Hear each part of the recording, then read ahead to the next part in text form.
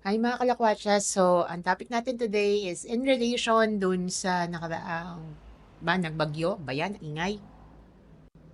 So, yun nga, 'di ba kasi nagkabagyo nung nakaraan and then after nung baha incident kinabukasan, may mga nakita ako na post from managers, HR, na hinahanap nila yung mga empleyado nila. Tapos sinasabi nila pumaparaan. At naniniwala ako na employees don't trust their employers because their employers don't trust them. Clarify pala, hindi lang to in relation sa bagyo, yung pag hindi makapasok yung employees.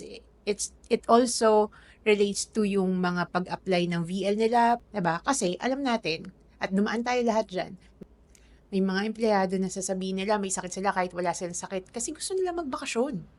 Maling ginawa ko din yan. 'Di ba? Pero bakit nga ba? Have we dig deeper sa issue na kung bakit nagsisinungaling ang mga empleyado para lang makapag-leave sila? So, pero tinanong mo ba yung sarili mo, bakit nga ba? Bakit nila ginagawa yun? Baka naman kasi mas madalas pa sa normal na di nyo pinapayagan mag-leave yung mga empleyado nyo, kaya nagsisinungaling. 'Di ba? Make sense? Wala silang tiwala na papayagan mo sila. So yun, gumagawa sila ng paraan. Sana lang managers, bosses, managers and bosses, HRs, pag ganito naman na bumabagyo, let's be compassionate. Kasi hihingi tayo ng proof. Hingi tayo ng proof na nabaha sila. Eh kung walang ilaw, paano saan magbigay ng proof? Diba? O kaya nagpapatext ka, eh wala nga signal nung nakaraan. Diba? Let's give them a benefit of the doubt. Kasi may calamity naman talaga eh. Diba? So nasa kanila na lang yun. Nasa sa kanila na lang yun kung gusto nila magsinungaling o hindi. Pero at least, we made them feel na they're also important. Their way, you still have your policies.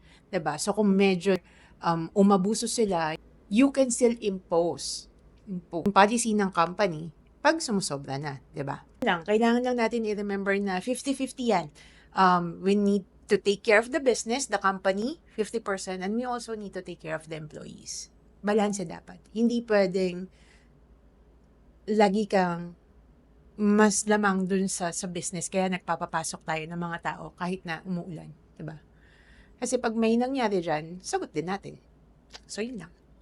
Sana maganda ang araw nyo. Bye!